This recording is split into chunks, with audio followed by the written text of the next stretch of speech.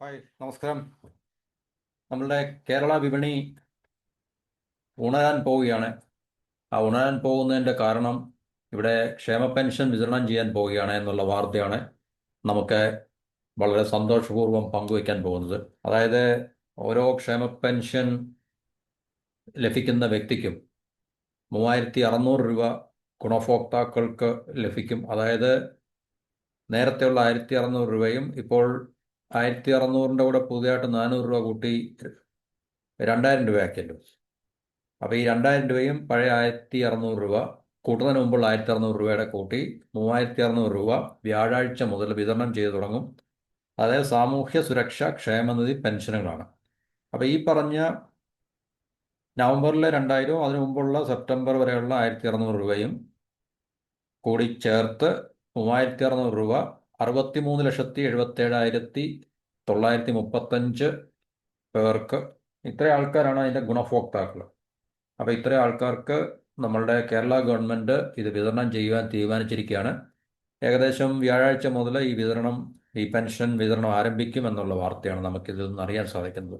അപ്പോൾ ഇത്രയും 63 ലക്ഷത്തിലധികം പേർക്ക് 3600 രൂപ വെച്ച് കൊടുക്കുക എന്ന് പറയുമ്പോൾ ഏകദേശം നമുക്കറിയാം ഇതിൻ്റെ ഒരു കൂടുതൽ കൂടുതലും ഈ വിതരണം ചെയ്യുന്ന പണത്തിൻ്റെ അല്ലെങ്കിൽ ധനത്തിൻ്റെ ബഹുഭൂരിപക്ഷവും ഇത് മാർക്കറ്റിൽ തന്നെ, വിപണിയിൽ തന്നെ ഇത് ചിലവാക്കപ്പെടുകയുള്ളൂ എന്നുള്ള കാര്യം നമുക്കെല്ലാവർക്കും അറിയാം.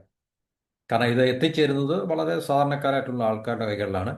അപ്പോൾ തീർച്ചയായിട്ടും അവർക്ക് ഈ 3600 രൂപയിൽ കൂടുതൽ അതിനകത്തിൽ സേവിങ്സ് ഒന്നും അവർക്ക് സാധ്യമല്ല. അപ്പോൾ ഈ 3600 രൂപയും തീർച്ചയായിട്ടും വിപണിയിൽ അവർക്ക് ഇത് സ്പെൻഡ് ചെയ്യുക എന്നുള്ള ഒറ്റ ഓപ്ഷൻ മാത്രമേ ഉള്ളൂ. അപ്പോൾ ഇത് ഈ നേരത്തെ ഒരു മാസം 900 ക്രോർസ് 900 കോടി രൂപയായിരുന്നു ക്ഷേമ പെൻഷൻ വിതരണം ചെയ്യാൻ വേണ്ടി സർക്കാരിന് വേണ്ടിയിരുന്നു. ഇപ്പോൾ അത് കൂട്ടിയിട്ടുണ്ടല്ലോ. ഏകദേശം 1600 എന്നുള്ളത് 2000 ആക്കിയിട്ടുണ്ട്. അതായത് 400 രൂപ ഇവിടെ വർദ്ധിപ്പിച്ചിട്ടുണ്ട്. അതിനുശേഷം നവംബർ മുതൽ 1050 കോടി, ഏകദേശം 900 കോടിയിൽ നിന്ന് 1000 കോടിയും പിന്നെ 50 കോടിയും കൂടി, ഏകദേശം 150 കോടി രൂപ എക്സ്ട്രാ ആയിട്ട് ഗവൺമെൻറ്റിന് കണ്ടെത്തി ഇതിന് വേണ്ടി വകമാറ്റി വെക്കേണ്ട ഒരവസ്ഥയാണ് ഇപ്പോൾ നൽകുന്നത്. ക്ഷേമ പെൻഷനുകൾക്ക് നൽകാൻ വേണ്ടി, ഈ പറഞ്ഞ സാമൂഹ്യ ക്ഷേമ പെൻഷൻ നൽകാൻ വേണ്ടി മാത്രം. ഗുണഭോക്താക്കളിൽ പകുതിയും ഇത് ലഭ്യമാക്കുന്നത് ബാങ്ക് അക്കൗണ്ടുകൾ വഴിയാണ്. ബാക്കിയുള്ളവർക്ക് സഹകരണ ബാങ്കുകൾ വഴി വീട്ടിലെത്തിക്കും എന്നുള്ള ഒരു സംവിധാനമാണ് നിൽക്കുന്നത്. ഏകദേശം 1864 കോടി രൂപ നമ്മളുടെ ഫിനാൻസ് മിനിസ്റ്ററി അല്ലെങ്കിൽ ധനവകുപ്പ് മന്ത്രാലയം ഇതിനുവേണ്ടി അനുവദിച്ചിട്ടുണ്ട്. 1864 കോടി രൂപ ഈ ക്ഷേമ പെൻഷൻ വിതരണം ചെയ്യുന്നതിന് വേണ്ടി. ഒരു മാസത്തെ കുടിശ്ശിക ഉൾപ്പെടെ ക്ഷേമ പെൻഷൻ വിതരണം ഈ പറഞ്ഞ നവംബറിൽ തന്നെ ആരംഭിക്കും എന്നാണ് നമ്മളുടെ ധനമന്ത്രി KN ബാലഗോപാൽ വ്യക്തമാക്കിയിരിക്കുന്നത്. അപ്പോൾ ഇതിനകത്തിലെ ഏറ്റവും ഇപ്പം ഗവൺമെൻറ്റിന് ഇതൊരു ട്രിക്കാണല്ലോ. കാരണം ശരിക്കും പറഞ്ഞാൽ ഗവൺമെൻറ് നിയന്ത്രിക്കുന്ന എക്കോണമി എന്ന് പറഞ്ഞാൽ ഇതൊരു ട്രിക്കി ബിസിനസ്സാണ് ശരിക്കും പറഞ്ഞാൽ. ജനങ്ങൾക്ക് ഇതിനെക്കുറിച്ച് കൃത്യമായിട്ടുള്ള ഒരു പിക്ചർ ഇല്ലല്ലോ, അല്ലെങ്കിൽ അവയർനെസ് ഇല്ലല്ലോ. ഈ ക്ഷേമ പെൻഷൻ നമ്മൾ കേൾക്കുമ്പോൾ നല്ല രസമാണ്. ജനങ്ങളുടെ, സാധാരണക്കാരായിട്ടുള്ള പട്ടിണി പാവങ്ങളുടെ അല്ലെങ്കിൽ സാധാരണക്കാരായിട്ടുള്ള ഇപ്പം ലോവർ ക്ലാസ്സിലുള്ള ആൾക്കാരാണ് ഇത് ബഹുഭൂരിപക്ഷവും, അല്ലെങ്കിൽ ഇതിനകത്തിലുള്ള മൊത്തം ആൾക്കാർ, ഈ ഗുണഭോക്താക്കളായിട്ടുള്ള ആൾക്കാർ. കാരണം മറ്റ് വരുമാന സ്രോതസ്സുകളൊന്നും ഇല്ലാത്ത ആൾക്കാരാണ് ഇതിനകത്തിൽ ഈ പെൻഷൻ ഈ പറഞ്ഞൊരു സ്കീമിനകത്തിൽ ഉൾപ്പെടുത്തിയിരിക്കുന്നത്. അപ്പോൾ ഇതിനകത്തിൽ ഇപ്പോൾ ഒരു വ്യക്തിക്ക് 3600 രൂപ ലഭിക്കുക എന്ന് പറഞ്ഞു കഴിഞ്ഞാൽ അത് ഒത്തിരി കാലതാമസം നേരിട്ട്, അല്ലെങ്കിൽ സെപ്റ്റംബറിൽ കൊടുത്തിട്ടില്ല, സെപ്റ്റംബറിലേക്കാണ് ഇപ്പോൾ നവംബറിൽ കൊടുക്കുന്നത്. ഓക്കെ, ഓഫ് കോഴ്സ് ഇതൊരു പൊളിറ്റിക്കൽ ഡിസിഷൻ കൂടാണ്. നമുക്കറിയാം ഇലക്ഷൻ അടുത്ത് വരികയാണ്. അപ്പോൾ അതിൻ്റെയും കൂടെ മുന്നോടിയായിട്ട് തീർച്ചയായിട്ടും ഇങ്ങനെ ഗവൺമെൻറ് തീരുമാനം എടുക്കുക എന്നുള്ളത്, അതെന്തെങ്കിലും ആയിക്കോട്ടെ, ഞാൻ എൻ്റെ പൊളിറ്റിക്സിനെ കുറിച്ച് പറയുന്നില്ല. അപ്പോൾ ഇങ്ങനെ 3600 രൂപ ഉള്ളെങ്കിൽ തന്നെയും, അത് ഞാൻ പറഞ്ഞ നേരത്തെ, ഇതിനകത്ത് ഇത് ലഭ്യമാകുന്ന അല്ലെങ്കിൽ ഇത് ലഭിക്കുന്ന ഒരു വ്യക്തിക്കും ഇതിൻ്റെ ഒരു ചെറിയ പങ്ക് പോലും അവർക്ക് സേവ് ചെയ്യാൻ സാധിക്കത്തില്ല. കാരണം ഇത് പൂർണ്ണമായിട്ടും അവർക്ക് മാർക്കറ്റിൽ ഏതെങ്കിലുമൊക്കെ രീതിയിൽ പെട്ടെന്ന് തന്നെ, എത്രയും പെട്ടെന്ന് തന്നെ അവർക്ക് അവരുടെ ആവശ്യങ്ങൾ നിർവഹിക്കുന്നതിന് വേണ്ടി മാർക്കറ്റിൽ, വിപണിയിൽ അവർക്കത് ചെലവഴിക്കുക എന്നുള്ളത് വളരെ അത്യന്താപേക്ഷിതമായിട്ടുള്ളൊരു കാര്യമാണ്. അത് തന്നെ സംഭവിക്കത്തുള്ളൂ. അപ്പോൾ തീർച്ചയായിട്ടും ഇത് നമുക്കറിയാം, ഇത് ഗവൺമെൻറ്റിനെ സംബന്ധിച്ച് ഒരു നഷ്ടക്കച്ചവടമല്ല. ഈ പൈസ തിരിച്ചു തന്നെ ഗവൺമെൻറ്റിൻ്റെ പക്കൽ എത്തും. എന്നുള്ള കാര്യത്തിൽ സംശയങ്ങളൊന്നുമില്ല. കാരണം ടാക്സ് ഇനത്തിലും മറ്റേ ഇനത്തിലും ഒക്കെ തന്നെ. കാരണം എന്തെങ്കിലും ആൾക്കാർ പർച്ചേസ് ചെയ്യുമ്പോൾ, പല കാര്യങ്ങൾ പർച്ചേസ് ചെയ്യുമ്പോൾ തീർച്ചയായിട്ടും അതിൻ്റെ നല്ലൊരു വിഹിതം ടാക്സ് ആയിട്ട് ഗവൺമെന്റിന് പിരിച്ചു കിട്ടും. അപ്പോൾ ഇത്രയും പൈസ ഗവൺമെന്റ് ഈ പറഞ്ഞ ക്ഷേമ പെൻഷൻ വഴി മാർക്കറ്റിലേക്ക് ഡിസ്ട്രിബ്യൂട്ട് ചെയ്യുമ്പോൾ അതിൻ്റെ നല്ലൊരു വിഹിതം തീർച്ചയായിട്ടും ടാക്സ് ആയിട്ട് ഗവൺമെന്റിലേക്ക് തിരിച്ചെത്തും എന്നുള്ളത് ഗവൺമെന്റിന് തന്നെ അറിയാം. അപ്പോൾ തീർച്ചയായിട്ടും ഗവൺമെന്റിനെ സംബന്ധിച്ചൊരു നഷ്ടക്കച്ചവടമല്ല. തീർച്ചയായിട്ടും ഇത് അത് തന്നെയല്ല, വിപണിയിൽ കൂടുതൽ എന്താണ് പറയുക, ഒരു ചലനം ഉണ്ടാക്കുമ്പോൾ കച്ചവടങ്ങൾ കൂടും. കച്ചവടങ്ങൾ കൂടുമ്പോൾ തീർച്ചയായിട്ടും കൂടിയ കച്ചവടത്തിന്റെ കൂടിയ ടാക്സ് വിഹിതവും, എന്നുവെച്ചാൽ കൂടിയ കച്ചവടത്തിന്റെ ഇത്, അതായത് മാർക്കറ്റിലെ ജനങ്ങളുടെ കയ്യിൽ 3600, ഇപ്പൊ ഉദാഹരണത്തിന് ഇത് 1050 കോടി രൂപ തന്നെ ഗവൺമെന്റ് സ്പെൻഡ് ചെയ്യാന്നിരിക്കണം. അപ്പൊ ഇത്ര 1050 കോടി രൂപ നമ്മുടെ കേരള മാർക്കറ്റിലേക്ക് ഇത് എന്താണ് പറയുന്നത് പമ്പ് ചെയ്യുകയാണ്. അപ്പൊ തീർച്ചയായിട്ടും ജനങ്ങളുടെ കയ്യിലെ പർച്ചേസിംഗ് പവർ കൂടുന്നതുകൊണ്ട് അവർ സ്പെൻഡ് ചെയ്യും. സ്പെൻഡ് ചെയ്യുമ്പോൾ തീർച്ചയായിട്ടും പിന്നെ വിപണിയിൽ അത് ഒരു, നമ്മൾ നേരത്തെ പറഞ്ഞ പോലെ തന്നെ വിപണി ഡൈനാമിക് ആകും. അപ്പം കച്ചവടങ്ങൾ കൂടും. ടെമ്പററി ആയിട്ടെങ്കിലും കച്ചവടങ്ങൾ കൂടും. അപ്പോൾ കച്ചവടങ്ങൾ കൂടുമ്പോൾ, ബിസിനസ്സുകൾ കൂടുമ്പോൾ തീർച്ചയായിട്ടും കൂടിയ ബിസിനസ്സിന്റെ ഒരു പ്രൊപ്പോർഷൻ അനുസരിച്ചുള്ള കൂടിയ ടാക്സ് വിഹിതം ഗവൺമെന്റിന് ലഭിക്കും എന്നുള്ളത് നമുക്ക് സാധാരണക്കാർക്കെല്ലാം അറിയാവുന്നൊരു കാര്യമാണ്.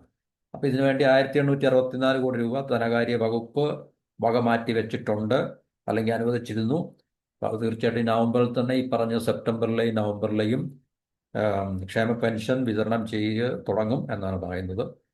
ഇപ്പൊ ഗ്രാമീണ മേഖലയ്ക്ക് പ്രത്യേകിച്ച് ഇതൊരു എന്താണ് പറയുന്നത്, ഒരു ഉണർവ് നൽകും, അല്ലെങ്കിൽ ഒരു ഫ്രഷ്നെസ്, ലീസ് ഓഫ് ലൈഫ്, ഒരു പുതുജീവൻ നൽകും എന്നൊക്കെയാണ്. കാരണം തീർച്ചയായിട്ടും മാർക്കറ്റിലേക്ക് ഇല്ലേ മണി പമ്പ് ചെയ്യുമ്പോൾ, അല്ലെങ്കിൽ മാർക്കറ്റിൽ പൈസ വരുമ്പോൾ, ജനങ്ങളുടെ കയ്യിലെ പർച്ചേസിംഗ് പവർ കൂടുമ്പോൾ, നേരിയ തോതിലാണെങ്കിൽ തന്നെയും പർച്ചേസിംഗ് പവർ, ക്രയവിക്രയശേഷി കൂടുമ്പോൾ അവരത് സ്പെൻഡ് ചെയ്യും. പ്രത്യേകിച്ച് ഇത്ര ചെറിയ എമൗണ്ട് ആകുമ്പോൾ അവർക്ക് സേവ് ചെയ്യാനൊന്നും കാണത്തില്ല. അവർ സ്പെൻഡ് ചെയ്യും. സ്പെൻഡ് ചെയ്യാൻ അവർക്ക് തീർച്ചയായിട്ടും നിർബന്ധിതരാകും. കാരണം അവരുടെ ഒത്തിരി ആവശ്യങ്ങൾ, പിന്നെ ചെറിയ തുകയാണെങ്കിൽ തന്നെയും പല ആവശ്യങ്ങൾ, ഒത്തിരി ആവശ്യങ്ങൾ അവർക്ക് നിറവേറ്റേണ്ടതായിട്ടുണ്ട്. മരുന്നുകൾ വാങ്ങിക്കുക, മറ്റ് അവശ്യ സാധനങ്ങൾ വാങ്ങിക്കുക, പിന്നെ ബിവറേജസിൽ ഇതിൻ്റെ ഒരു നല്ലൊരു ശതമാനം ബിവറേജസിലോട്ട് പോകും എന്നൊക്കെയുള്ള നമുക്കറിയാം. അപ്പം ഇത് പ്രത്യേകിച്ച് ഗ്രാമീണ മേഖലയിലെ ഉപഭോഗം വർദ്ധിപ്പിക്കുവാൻ സഹായിക്കും എന്നാണ് പ്രതീക്ഷ. മധ്യപ്രദേശ്, ബീഹാർ, മഹാരാഷ്ട്ര സംസ്ഥാനങ്ങളിലെ സ്ത്രീകൾക്കും മാസം തോറും പണം ലഭിക്കുന്ന പദ്ധതികളുണ്ട്. അവിടുത്തെ ഈ പറഞ്ഞ സംസ്ഥാനങ്ങളിലൊക്കെ സ്ത്രീകൾക്ക് ഇതുപോലുള്ള ക്ഷേമ പെൻഷനുകളുണ്ട്. അപ്പോൾ ഇതുവഴി ലഭിക്കുന്ന പണം പലപ്പോഴും പൊതുവിപണിയിലേക്ക് ചിലവഴിക്കപ്പെടുന്നതായിട്ട് വിവിധ പഠനങ്ങൾ കണ്ടെത്തിയത്. ഈ വിവിധ പഠനങ്ങൾ ഉണ്ടെങ്കിൽ ഇല്ലെങ്കിൽ തന്നെ ഇപ്പം നമുക്കറിയാം, വലിയൊരു എമൗണ്ട് ഒക്കെ ആണെങ്കിൽ നമ്മൾ അതിൻ്റെ ഒരു ഭാഗം സേവ് ചെയ്യും. ഒരു 10,000 രൂപയൊക്കെ കിട്ടുന്നെങ്കിൽ നമുക്ക് വേണമെങ്കിൽ ലോജിക്കലി നമുക്ക് പറയാം, 10,000 രൂപ പെൻഷൻ കിട്ടുന്ന ഒരു വ്യക്തിക്ക് അതിൻ്റെ ഒരു വിഹിതം വേണമെങ്കിൽ സേവ് ചെയ്യാം. ഒന്നുകിൽ ബാങ്ക് ഡിപ്പോസിറ്റിലോ, പോസ്റ്റ് ഓഫീസിലെ ഏതെങ്കിലും RD-യിലോ, അല്ലെങ്കിൽ മറ്റേതെങ്കിലും സേവിങ്സ് അക്കൗണ്ടിലോ, അതുപോലുള്ള LIC-യിലോ ഒക്കെ തന്നെ നമുക്ക് സേവിങ്സ് ഉണ്ടാക്കുവാൻ സാധിക്കും. വലിയൊരു എമൗണ്ട് ആണ് ഒരു വ്യക്തിക്ക് കിട്ടുന്നതെങ്കിൽ. പക്ഷേ ഇത് ചെറിയ എമൗണ്ട് ആയതുകൊണ്ട്, സാധാരണക്കാരായ ജനങ്ങളായതുകൊണ്ട് അവർക്ക് തീർച്ചയായിട്ടും ഇത് പല കടബാധ്യതകളും അല്ലെങ്കിൽ സാമ്പത്തിക ബാധ്യതകളൊക്കെ ഉള്ളതുകൊണ്ടും മറ്റാവശ്യങ്ങൾ നിർവഹിക്കേണ്ടത് ഉള്ളതുകൊണ്ടും അവർ തീർച്ചയായിട്ടും ഈ പൈസ മാർക്കറ്റിൽ അന്നേരം തന്നെ വളരെ പെട്ടെന്ന് തന്നെ ഇത് സ്പെൻഡ് ചെയ്യും എന്നുള്ള കാര്യത്തിൽ സംശയമൊന്നുമില്ല. അപ്പം അത് പൊതുവിപണിയിലേക്ക് ഈ പണം ഒഴുകിയെത്തുന്നത് കൊണ്ട് തീർച്ചയായിട്ടും സാമ്പത്തികമായിട്ടുള്ള ചലനം ഉണ്ടാക്കുകയും അത് അൾട്ടിമേറ്റ്ലി ചില ബിസിനസ് മേഖലയ്ക്കും അതുപോലെ തന്നെ ഗവൺമെന്റിനും മാത്രം ഇത് ഉപകാരപ്പെടും എന്നുള്ള കാര്യത്തിൽ നമ്മൾ പ്രത്യേകിച്ച് വലിയ പഠനത്തിൻ്റെ ഒന്നും ആവശ്യമൊന്നുമില്ല. സാധാരണ ഒരു ബുദ്ധി കൊണ്ട് നമുക്ക് ചിന്തിച്ചാൽ മനസ്സിലാക്കാവുന്ന കാര്യങ്ങളേ ഉള്ളൂ. അപ്പൊ പൊതുവെ ഇത് പറയപ്പെടുന്ന ഗ്രാമീണ മേഖലയിലാണ് ഇത്. കാരണം പൊതുവെ ഇതുപോലുള്ള ക്ഷേമ പെൻഷനുകൾ വാങ്ങിക്കുന്ന ആൾക്കാരുടെ റെസിഡൻഷ്യൽ പ്ലേസസ് കൂടുതലും ഗ്രാമീണ മേഖലയിലായിരിക്കും. അതുകൊണ്ടായിരിക്കും ഗ്രാമീണ മേഖലയിലാണ് ഇത്തരം ക്ഷേമ പെൻഷനുകൾ കൂടുതൽ ഗുണം ചെയ്യുന്നതെന്ന് പറയുന്നത്. അപ്പൊ വിപണിയിൽ ഈ പണം എത്തുന്നതോടുകൂടി പല മേഖലകൾക്കും, വിവിധ മേഖലകൾക്കും ഇത് ഗുണം ചെയ്യും. കാരണം പല കച്ചവടങ്ങളും വർദ്ധിക്കും. അപ്പൊ ബിസിനസ്സിന് ഒരു ഉഷാറും ഉണർവും ഉന്മേഷവും ഒക്കെ ഉണ്ടാകുമെന്നാണ് പൊതുവെയുള്ള വിലയിരുത്തലും അങ്ങനെയുള്ള പ്രതീക്ഷകളും എന്നാണ്. അപ്പൊ ഈ അടുത്ത മാസമാണ് നമുക്ക് ഇവിടെ തദ്ദേശ സ്വയംഭരണ സ്ഥാപനങ്ങളിലേക്കുള്ള ഇലക്ഷൻ. അപ്പൊ ഇത് ഇലക്ഷന് മുന്നായിട്ടുള്ളൊരു തീരുമാനം കൂടാണെന്ന് എല്ലാവർക്കും അറിയാം. ഓക്കെ, ആയിക്കോട്ടെ. എന്നിരുന്നാലും സാധാരണക്കാർക്ക് ഒരു അവരുടെ ക്ഷേമ പെൻഷന്റെ ഒരു വിഹിതം അവർക്ക് ലഭിക്കാന്ന് പറഞ്ഞാൽ അവരെ സംബന്ധിച്ച് ഒരു എന്താണ് പറയുന്നത്, വളരെ വലിയൊരു കാര്യമാണ് തീർച്ചയായിട്ടും.